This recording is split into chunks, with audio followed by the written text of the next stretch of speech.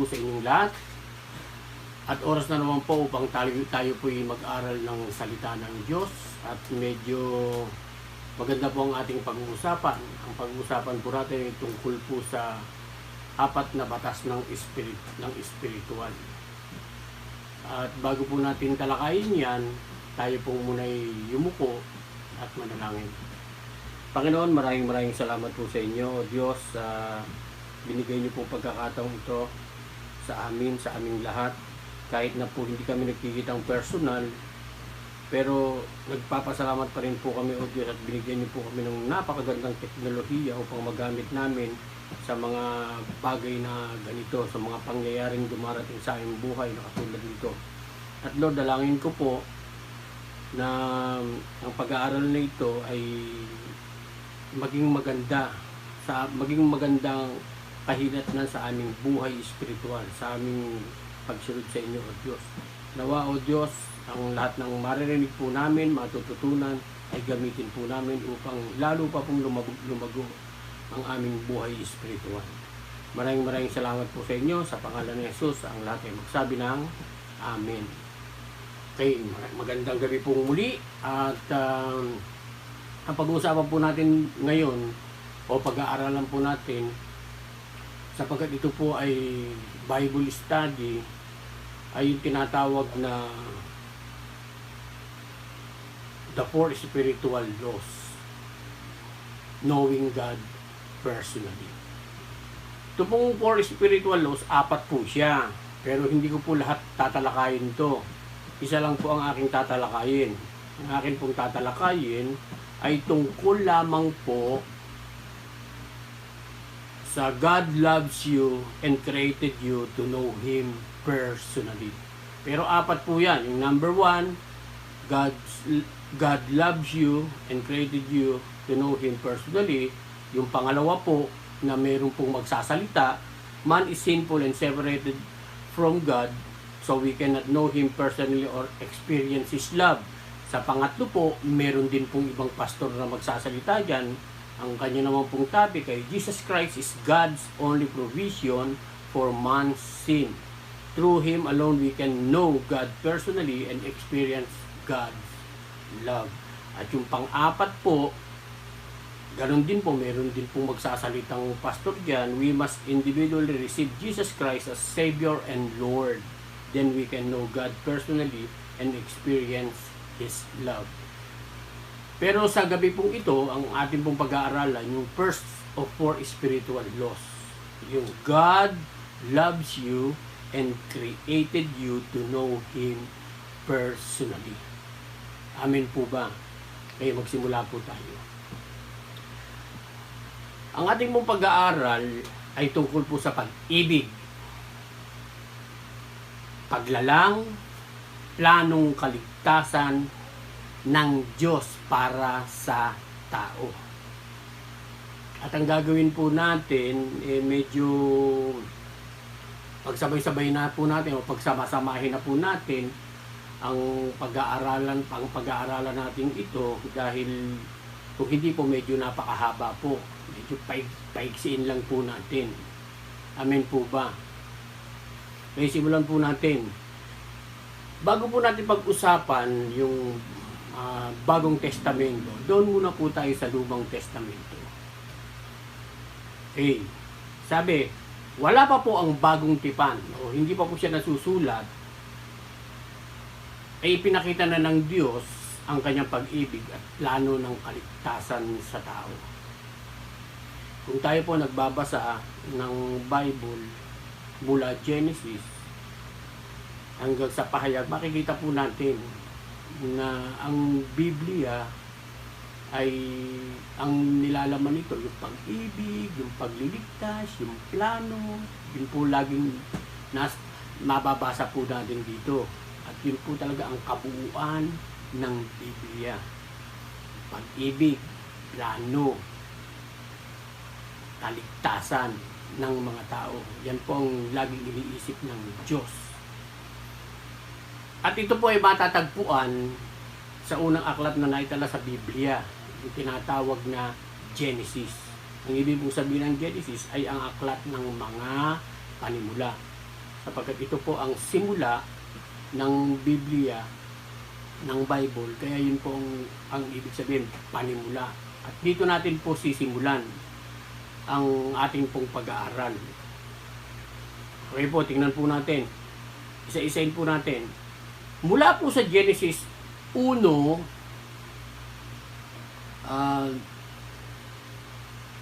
to 25, ay mababasa po natin doon ang paglikha ng lahat ng bagay na kailangan ng tao from day 1 to day 5. Ginawa na ng Diyos ang lahat ng mga bagay. Tubig, hayop, halaman, bundok, lupa, tubig, liwanag. Lahat po yun ay inihanda na ng Diyos para doon sa titira. Kaya maliwanag na maliwanag po, may plano.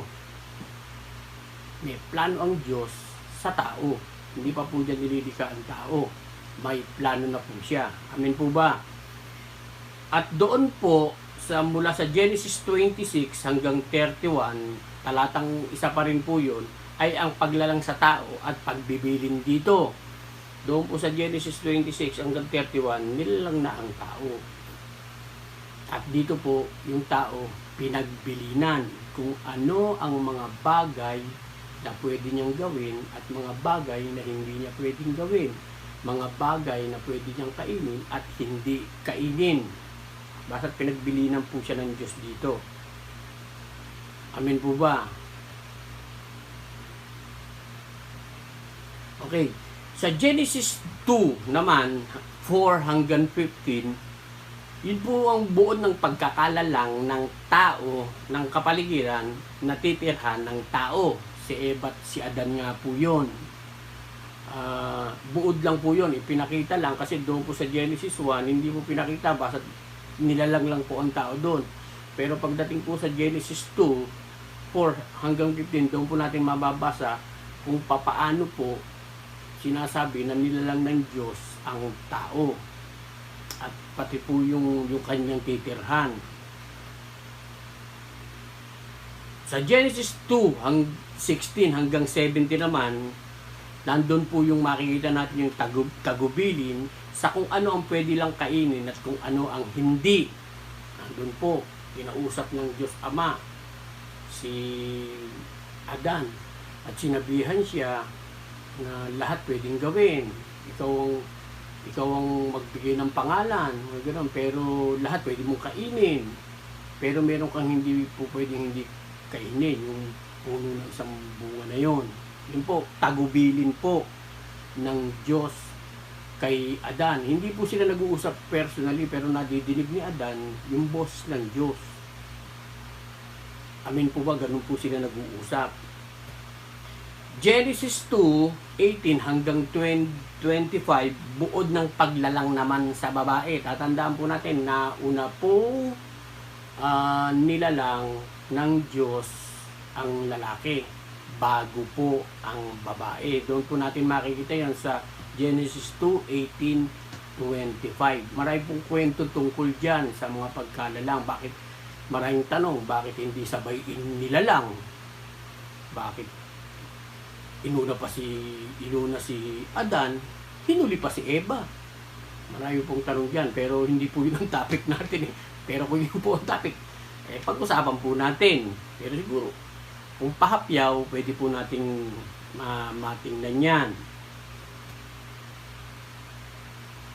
Genesis 3, 1 hanggang 30 naman, ito naman po yung pagpapakita ng ahas, yung manunukso at yung pagtukso at pagkakasala ng tao. Doon po kinukwento yun. Kung paano tinukso ng ahas si Eva. Pero hindi po si Adan ang tinukso. Ang tinukso lang po si Eva. Amen po ba? Kailangan po malaman natin yon na si Adan hindi po siya tinukso ng ahas. Ang tinukso lang po ay si Eva. Okay. Genesis 3:14. Ito na po yung kahatulan sa ahas. Dito na po binigyan ng paghatol ng Diyos sa ahas. Sabi, gagapang ka, kakainin mo, buhangin. Doon po natin mababasa yon. Hinatulan ng Diyos yung ahas dahil sa kanyang pagkakasala. At dito naman po sa Genesis 3:15, ang kahatulan sa babae at ahas. Okay, babasahin po natin. Sabi, kayo ng babae laging mag-aaway, binhi mo't binhi niya'y laging maglalaban. Ito ang dudurog ng ulo mong iyan at ang sakong niya'y ikaw ang tutuklaw. Kung titingnan po natin to, hindi po ba masyadong nakapagtataka na bakit sinabi pa ng Diyos ito? Samantalang binigyan naman ng kahatulan. Di po ba? Hinatulan ng ahas, hinatulan si Eva, hinatulan si Adan, pinalaya sila sa halamanan ng Eden. Nilagyan ng dalawang kerubin saka ng espadang umiikot para walang makapasok. At yung halamanan ng Eden itinago ng Diyos para wala nang makapasok. Pero ang nakakapagtaka po rito, bakit ito pong Genesis 3:15 ay sinabi ng Diyos, binanggit pa. Ikaw babae, lagi kayo mag-aaway ng binhi ng ahas, lagi kayo maglalaban.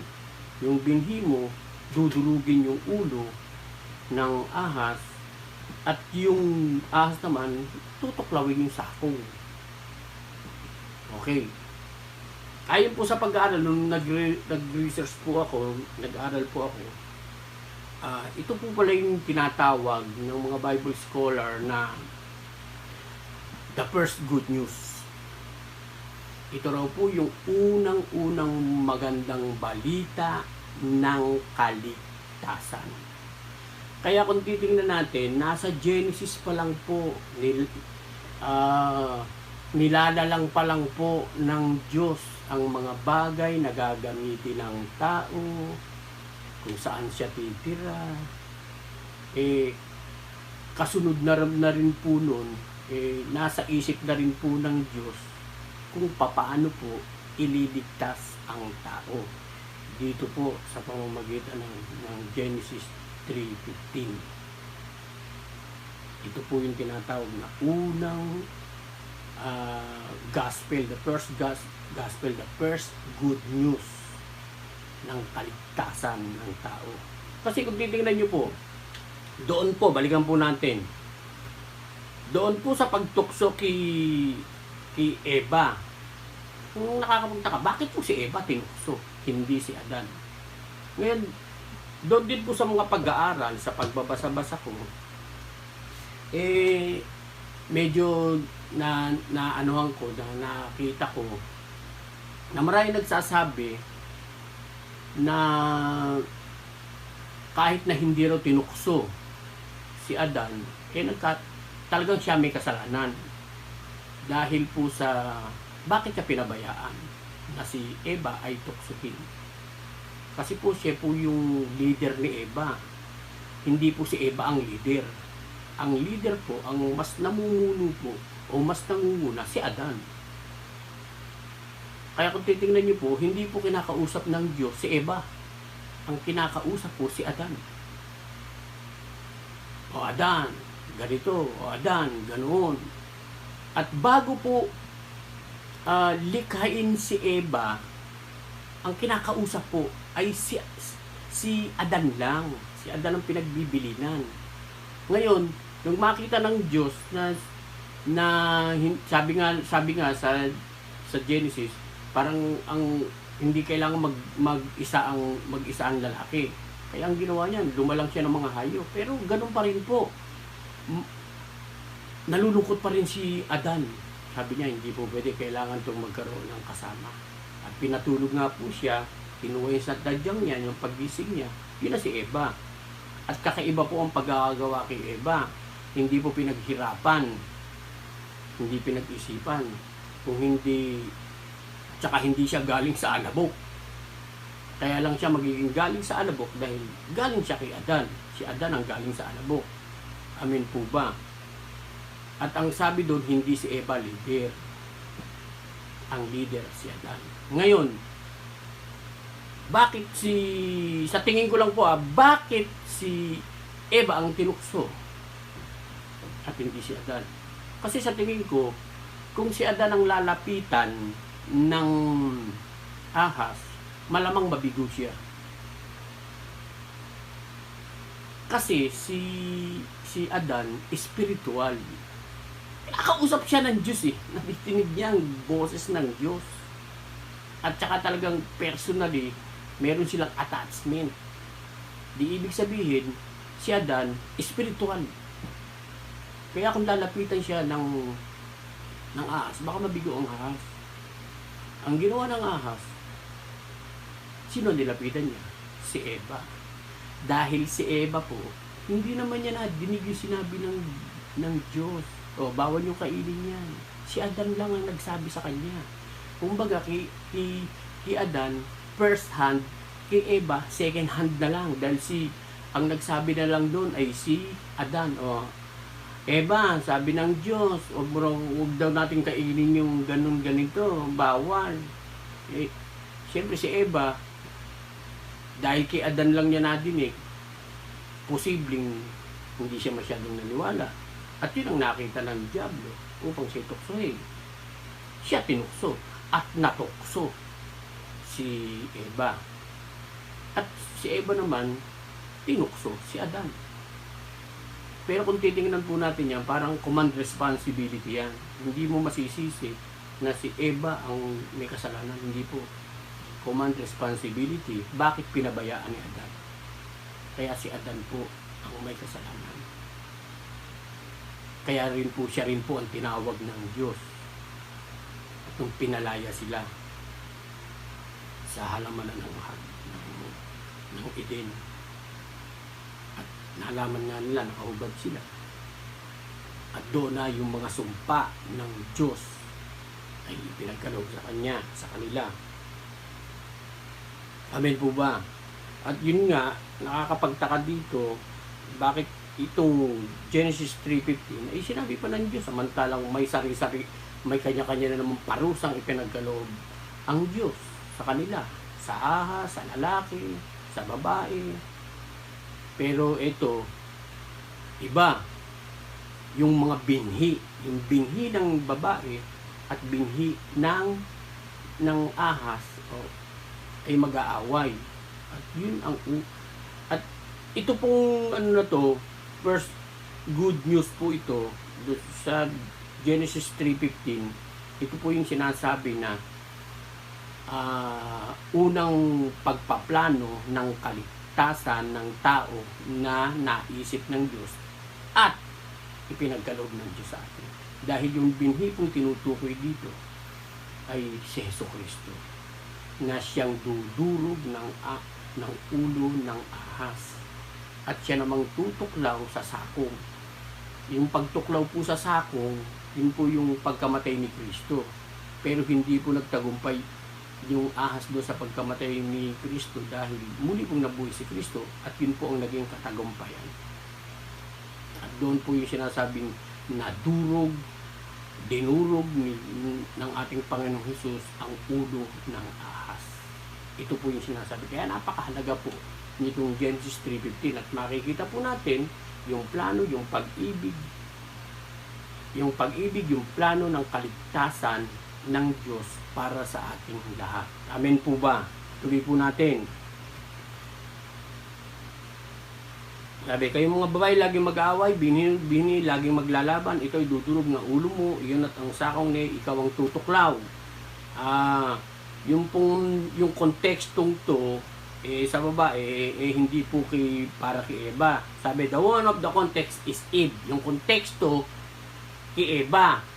Pero, yung main focus po nito, hindi po sa kanya. Kung hindi doon sa seed. At yung seed po na yon ay si Jesus Christ. Amen po ba? Okay. Nasabi ko na po ito Sinabi po ng Bible scholar na ang talatang ito ay tinatawag na unang magandang balita. Sa kadahilanang ang tinutukoy daw po ng seed sa talata ay si Kristo na siyang ipinanganak at siyang tatapos sa gawa ng dyablo. At yun po ay nalaman po natin na totoo. Amen po ba? Okay. God's promise. Yan lang po natin. Yun pong pangyayaring yan, sabi sa Galatia 3:16, sabi, ngayon, nangako ang Diyos kay Abraham at sa kanyang supling, hindi sinabi at sa kanyang mga supling. Ang tinutukoy ay marami kung di at sa iyong supling na isang tinutukoy, ito si Kristo. Pinatotohanan po ng Galatians 3:16, yung pong sinasabing pangako ng kaligtasan doon po sa Genesis 3:15. At ito po ay manggagaling sa supling daw po ni Abraham. At yung pangakong yun kay Abraham po. Bakit po kay Abraham po nagbigay ng pangako ang Diyos? Kung magbabasa po tayo, tingnan natin yung promise ng Diyos, makikita po natin, kasi po, si Abraham, dati pangalan niya Abram, di ba? Naging Abraham dahil nga po sa ang sabi ng Diyos, dadami po yung ano niya, yung binhi niya. At siya po ang magiging ama ng maraming bansa. At yun po ay sinasabi sa Genesis 17:5. Sabi, si Abraham po ang pinangakuan. Bakit po? Sa kadahilanang si Abraham po ang tatagurian o tinaguriang ama ng maraming bansa. Sa kanya po magsisimula yung mga tao dito sa mundo. At kasama na po yung magiging lahi po ni Kristo. Amen po ba? Sa Genesis 17:5. At isa pa po, kay Abraham din po, nangako ang Diyos. Kung maaalala niyo po, yung nung si Isaac po, iahandog niya. Parang ganoon din po, tinesting siya ng Lord kung susunod siya. At makikita rin po natin na nagkaroon ng pangako ang Diyos doon sa ginawang pag-testing sa kanya. Amen po ba? Sabi, at kay Abraham po nakipagtipan ang Diyos. Sinabi sa Genesis 15:18. Ay yung promise po ng Diyos, talagang pangako niya, pinakikita niya noon pa man. Wala pang bagong tipan, hindi pa sinisilang si Kristo, nagpaplano na ang Diyos sa atin para mapaganda tayo. Pero napakatigas po talaga ng ulo ng mga tao kaya nagkasala. Pumasok ang kasalanan sa isang tao, sa taong si Adan. At sino po ang magiging magliligtas? Kundi ang Diyos. Kaya ito po nagpaplano ang Diyos tungkol sa ating kabubuti. Kaya makikita po natin dito pag-ibig, yung plano, gusto ng Diyos na makilala natin siya, makilala ang Panginoon. Next, tingnan po natin. Okay. Bibigyan ko lang po ng pahapyaw. Dito po natin makikita yung pagtawag po kay Abraham. Nakikita po natin na nandito po ang Diyos, talagang Diyos ng pagmimisyon. Okay. Sabi, sa pagtawag po kay Abraham, ay kaakibat po dito ang isang misyon. Nung tinawag niya si Abraham, binibigyan niya ng misyon. Lahat ng gusto niya, yung plano niya, gusto niya na ipagawa kay Abraham. At dito po pinapatunayan ng ating Diyos ay Diyos ng pagmimisyon. Kaya noon pa man, may misyon na dapat tayong gagawin. Hanggang sa aabot po tayo sa bagong tipan. Amen. Sabi, may tatlong pangako ang Diyos kay Abraham. Number 1, yung covenant. Genesis 12:2. Ano po yung covenant? Nakapagkasundo ang Diyos. Pararamihin ko ang lahi nyo. Pasasaganain ko kayo.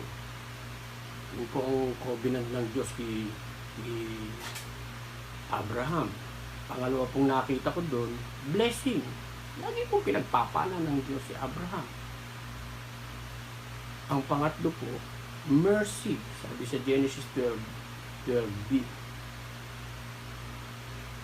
At yan po ay ginawa ng Diyos kay Abraham. Para lang po magawa ni Abraham yung kanyang misyon para po sumunod siya. Amen po ba? Okay, the plan. Ano po yung plano? Sinabi po ito sa John 17:3. Ano po yung plano? Kaya sabi po sa John 17:3, ito ang buhay na walang hanggan. Ang kilalanin kanila, ang iisa at tunay na Diyos at si Kristo Jesus na iyong sinugo. Ito nung malapit na po ipako si Kristo, nanalangin si Kristo. Ito po, ito ang buhay na walang hanggan. Ang kilalanin kanila, ang iisa at tunay na Diyos at si Kristo na iyong sinugo. Ano po yung plano? Ang plano po talaga, kaya isa po sa plano yan, kaya po si Kristo Jesus ay sinugo po rito. Para makilala po yung Ama. Papakilala ni Kristo. Yun po ang plano. At ang isa pa, makilala rin po si Kristo na siya ang sinugo. Na siya ang magiging tagapagligtas. Yun po talaga ang plano ng Diyos Ama. Hindi po basta-basta sinugo lang rito si Kristo para iligtas tayo sa ating mapako siya doon sa krus. Hindi po yun. Hindi lang po yun ang plano. Kung hindi makilala ang Ama. At sino magpapakilala sa Ama? Si Kristo po. At para makilala na rin siya. Amin po ba? Kaya ano yung plano?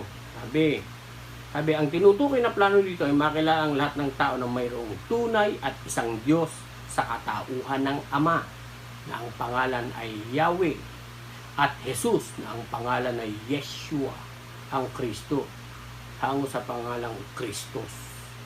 Ano pong ibig sabihin ng Kristos? Ang ibig pong sabihin nun ay Jesus the Anointed One. Yung pong Yeshua, yung po yung pangalan, yung Kristo, yung po yung titulo. Kaya nga po, Jesu Kristo, Jesus ang Kristo. That is the full designation of our Lord, Jesus Christ. Yun po yung full designation ng kanyang pangalan, na kailangan daw po makilala. Ano po yung makilala? Ang Ama at si Jesus. At yun po yung plano ng Diyos para sa atin. Dahil kinakailangan po nating makilala sa si Kristo para maligtas po tayo. Amen po ba? Sabi, ano pa po? Yung plano. Sabi, ito rin ang plano na kung saan ay gagawin ni Jesus ang itinakda na pagliligtas sa sangkatauhan.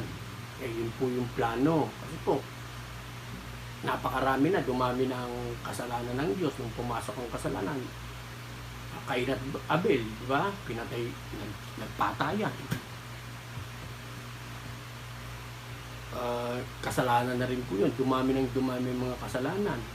Kaya wala na pong magawa ang Diyos kung hindi para sa kaligtasan ng tao. Nag-isip na siya, nagplano na siya na ipagpadala yung kanyang bugtong na anak.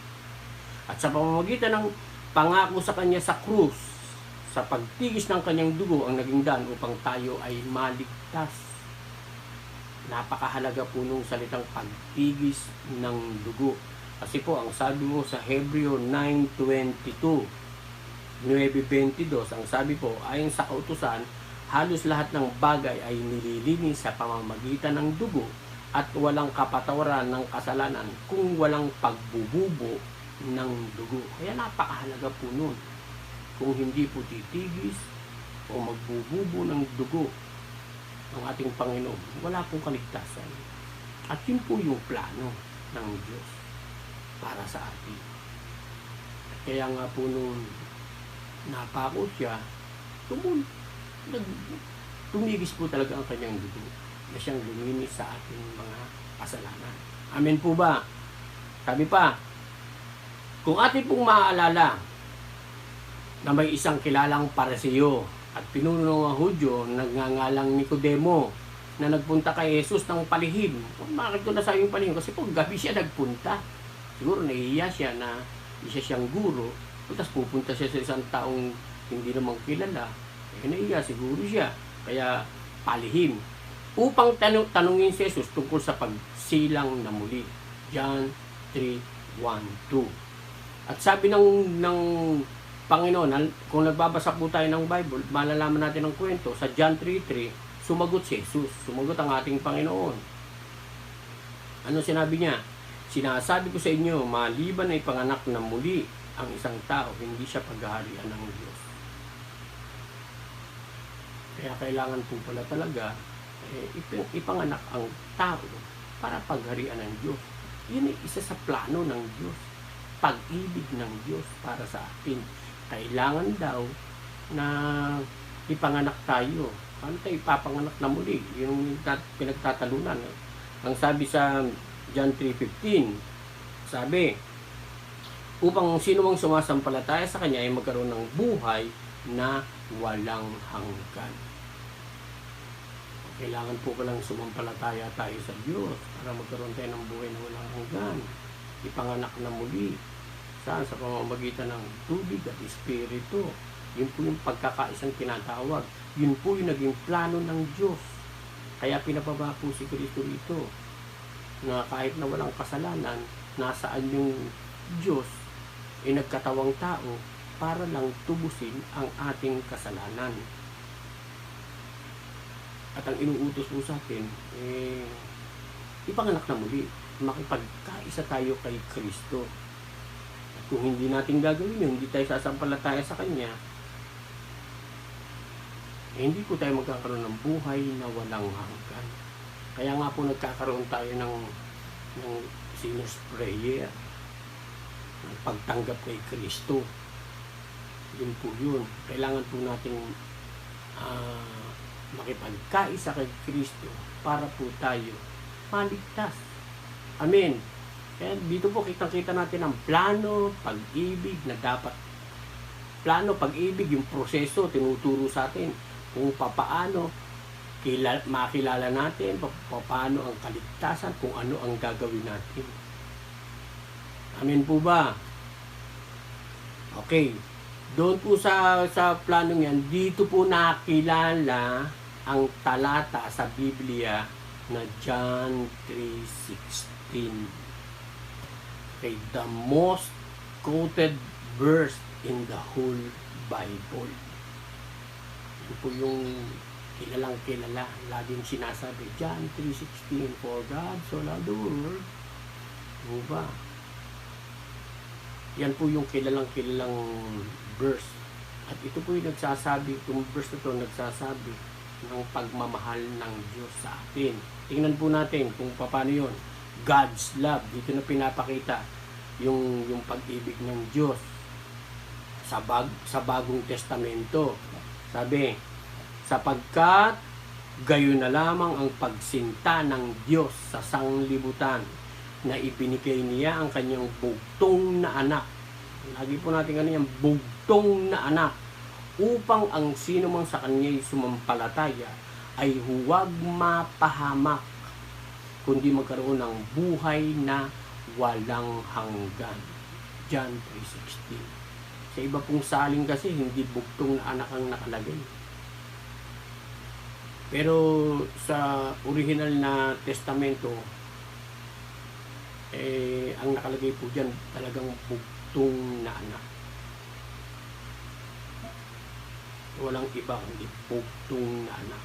Amen po ba? Dito po sa talatang ito, may pinakikita ang Diyos. Hindi lang po pag-ibig. Sabi, ano ang pinakikita ng talatang John 3:16? Number 1, the divine love. Okay. Yung makalangit na pag-ibig. To the world. At yung tinatawag na agape love. Pag-ibig na walang hinihinging kapalit. Makalangit po ito. Dito po pinakikita ng Diyos yung kanyang talagang marubdob na pag-ibig sa atin na gusto niyang maligtas tayo. Amen po ba? Ano pa po?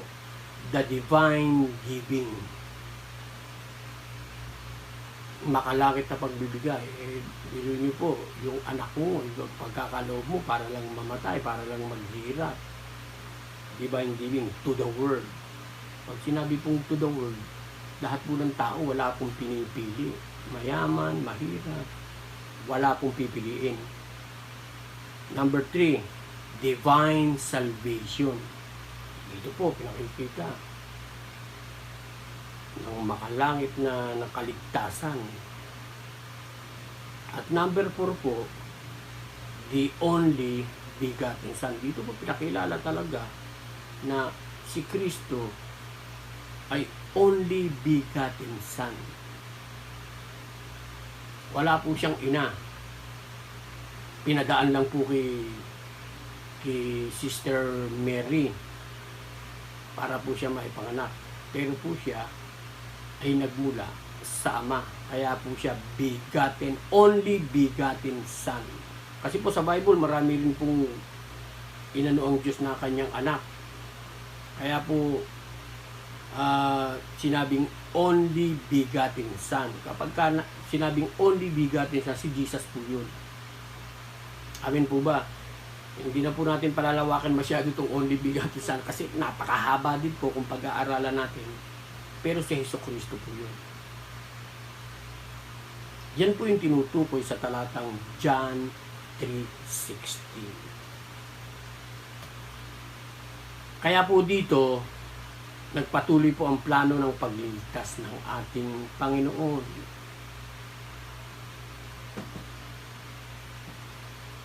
Kaya, nung magsimula siya magministeryo, ng 30 taon niya, nagpabautismo siya, nagsimula na siya magministeryo.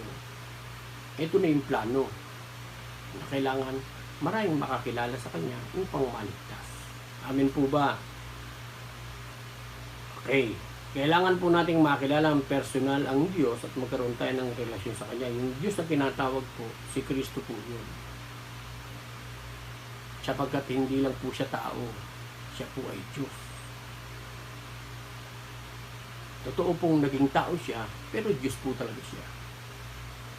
Kaya po walang pagtatalo po tayong gagawin doon. May panahon po na inukol na si Kristo ay naging tao at yung kapanahon na naman ng pagiging Diyos niya eh talagang nandoon na po. Kaya nga ang sinasabi, nagkatawang tao. Wala pong tao na magkakatawang tao. Amen po ba? Kaya kailangan may pinaggalingan para magkatawa, magsali ng ibang katawan. O kaya, pwedeng sabihin, unggoy, nagkatawang tao.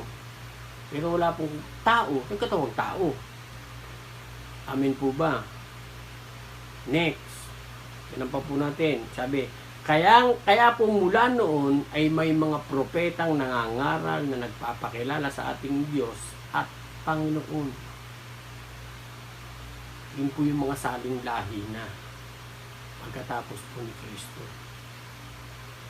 Hanggang sa saling lahi natin ngayon at tayo naman po, pinakikilala natin na mayroong Diyos, mayroong Panginoon, mayroong tagapagligtas, at ang tanging tagapagligtas lang eh si Jesus lang, wala nang iba. Amen. Okay, ipinagkaloob niya ang banal na kasulatan kasama ng kanyang mga hinirang upang ipaalam sa atin ang pag-ibig, plano at kung paano tayo maliligtas. Ganun tayo kamahal ng Diyos. Yun ang plano niya. Yun ang pag-ibig niya. Yun ang prosesong ipinagkaloob niya sa atin. Kaya kinakailangan makilala natin na mayroong iisang Diyos at mayroong Panginoon na dapat natin kilalanin na siyang magliligtas sa ating mga kaluluwa. Amen po ba? Okay, ang sabi nga po sa Roma 10:9 hanggang 11. Ano po ang sabi? 9. Basahin po natin. Kung ipapahayag ng iyong mga labi na si Jesus ay Panginoon at mananalig ka ng buong puso na siya ay muling binuhay ng Diyos, maliligtas ka. Ito po yung mga hindi pa believer. Kailangan lang daw po ipapahayag natin ng mga labi natin na si Jesus ay Panginoon, mananalig tayo sa Kanya ng buong puso na muli siyang binuhay at tayo maliligtas. Ano naman po ang sabi sa verse 10? Sabi, sapagkat nananalig ang tao sa pamamagitan ng kanyang puso at sa gayoy napapawalang sala at nagpapahayag sa pamamagitan ng kanyang labi at sa naliligtas. Puso at labi, kailangan talaga babanggitin natin at ito yung manggagaling sa ating puso. Amin po ba? At sabi sa 11, sinasabi ng kasulatan, hindi mabibigo ang sinumang nananalig sa Kanya. Amen. Talaga naman pong napakabuti ng Diyos sa atin. Iro nyo, yung pag-ibig ng Diyos, wala pang John 3:16. Pinaplano na ng Diyos. Yun lang paglalang ng lahat ng bagay para sa atin. Pag-ibig na ng Diyos yun. Kasama yung pag-ibig, plano, pati yung proseso, kung tayo magkasala, kung paano yung proseso na yun na susundin natin para tayo mapatawad ng Diyos, para tayo makapagnumbalik sa Kanya. Lahat yan ipinagkaloob ng Diyos at yan ibinigay niya para malaman natin yung Bible, mga propeta, pinagkaloob sa atin. Ang kailangan lang po natin ay maniwala at sampitin ang ating bibig na ang Panginoon Jesucristo ang tagapagligtas. Tanggapin natin yun sa ating puso. Ang sabi, maliligtas tayo. Ang liwanag po ang sabi sa 11, sinasabi ng kasulatan, hindi mabibigo ang sinumang nananalig sa Kanya. Kaya tayo po yun. Amen. Natatandaan niyo po yung verse po nung namatay si Kristo. Pagkatapos po, inilagay po siya sa libingan, nilagyan ng blokeng, malaking bilog na blokeng tonelada ang bigat, pinabantayan sa mga Roman soldiers. Na alam natin yung mga sundalong Romano, mga matutipon yun. Baka 1:10 po yun kung sa atin. Isang Romano, 10 tayo, hindi tayo ubra doon. Yung mga panangganon, mabibigat, yung mga sibat na espada nun, baka hindi po natin mabuhat. Saka talagang malalaki ang mga katawan nun. Pero ano po nangyari? Pagkalapos ng 3 araw, gumulong po yung bato. Nung ginulong po yun, marami pong nagtulak ng mga Roman soldier doon. Yung mga sundalong Romano. Dahil sa bigat po nun, pero gumulong po. Yun lang po, isang himala na eh. Pagtaas po, nagpunta yung mga alagad. Sila Pedro, sila Maria, nakita nila, wala. May nakita sila doon, anghel. Maraming tinanong sila, sino yung hinahanap mo? Wala, muli siya nang nabuhay. Pero alam niyo po ba, nang pumasok si Pedro doon, tsaka nakalimutan ko po yung isang ang nanotice nila, yung higaan, nakatiklop. Yung pong damit niya, nakatiklop. Yung sinot sa kanyang puti, nakatiklop. Yung tinakip sa mukha niya, nakatiklop at nakahiwalay. Kung iisipin po natin, bakit po ganun? Na-notice pa yun. Ngayon, titingnan natin, napakahalagang bagay po yun. At yun po, nagpapakita kasi nung mga panahon na yun, sinasabi nila na si Kristo ninakaw. Hindi nabuhay, ninakaw. Ninakaw daw ng mga kapanalig. Pero yung pong talatang yun na nagsasabi na hindi po ninakaw si Kristo. Dahil kung siya po dinakaw, yung mga magnanakaw, kung tatanggalin po yung mga binalot sa kanya, yung takot sa kanya, isasabog lang po yun. Kasi magmamadali eh. Wow, kung atin natin si Kristo, sabog. Yung mga damit niya, sasabog na. Pero pagdating po doon nila, maayos yung nakatiklop eh. Iyon lang po, isa ng pagpapatunay na si Kristo hindi ninakaw, kundi siya yung nabuhay talaga. Ang tanong, sino nagtiklop nun? Pero marami nagsasabi, mga Bible scholar nagsasabi, pwedeng si Kristo, pwede lang yung anghel ang nagtiklop. Pero hindi na po yun yung usapin. Ang usapin doon, bakit po nakatiklop? Ngayon may nabasa po akong artikulo. Hindi naman po artikulo, kundi isang pananaw ng isang pastor na nabasa ko. Nung nabasa ko, natuwa po ako eh. Kasi po ganito, yung customary raw po ng mga Hudyo, kapag ka nagseserve daw yung mga servant sa kanyang master, halimbawa kumakain, halimbawa sa isang lamesa kumakain, yung mga servant daw, inaayos daw po lahat yun, pati yung mga mantel, pati yung napkin, inaayos po yan, ang maayos na maayos. Ngayon yung mga servant daw po, kakain yan, bubuksan yung napkin, ilalagay sa kakain siya. Pagka natapos siya, yung napkin, ibabato niya na lang. Indikasyon po na sinasabi ng master, hindi na po magsasalita yung master, indikasyon na sinasabi niya na tapos na ako, I am finished, alis na ako. Iligpitin na ngayon ng yun, ng boy, ng servant. Pero meron pong customary ang mga Hudyo rin po na habang kumakain, yung amo kumakain po, hindi siya natapos. Ang gagawin po niya doon sa napkin, titik-tipid po niya yun. So, ilalagay niya po sa isang tabi. Siya daalis siya. Ano po ibig sabihin nun? Yung pagtiklop niya. Sinasabi, hindi na po magsasalita yun.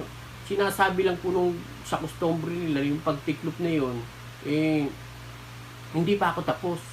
Ako yung magbabalik. Amen po ba? Kaya nga po, nung makita nila Pedro, na nakatiklop yun po yung pumasok na sa isipan ng isang ministro. Baka ganun po. Kaya po nakatiklop, sinasaad ni Kristo na hindi pa ako tapos, ako'y muling magkabalik. Hindi po ba kaya natutuwa po ako. Nakakatuwa po yung yung nabasa ko ngayon. Talagang nakakatuwa po na malaman na hindi pa po tapos si Kristo. Siya po ay muling magbabalik. At yung pagbabalik niya po yun, ay atin pong aabot. Kaya po, ang panawagan sa lahat ng mga Kristiyano, maghanda rin tayo. Sapagkat hindi pa po tapos si Kristo, siya po ay muling magbabalik. Maraming salamat po. Dito po nagtatapos ang ating pag-aaral tungkol po sa plano, pag-ibig Diyos para sa atin. Samahan niyo po muli ako sa mga wakas na panalangin. Aming Amang Diyos, maraming salamat po sa iyong kabutihan. Nawa o Diyos, ang amin pong pinag-usapan, ang mga narinig po namin salita ay matinong po, hindi lang po sa aming isip, hindi matinong po ito sa buong puso po namin. At nawa o Diyos, ang salitang ito ay magpataba ng buong puso po namin. At ang mga salitang ito, ang natutunan po namin ito ay magiging kalakasan ng aming spiritual na pamumuhay. Ito po ay tataglalin po namin. Hindi po namin ito inawagin ang mga natutunan po namin sa inyo. Sapagkat ito po ay pinakailangan po upang gusto po ang aming spiritual na pamumuhay, ang aming faith, lalong-lalo na sa mga panahon na po na dumarating sa aming buhay. Kaya po maraming salamat po sa pagpapatibay, sa pagpapatatag po sa amin mga natutunan. Maraming salamat sa pangalan ni Jesus. Ang lahat ay magsabi ng Amen. Maraming salamat po at magandang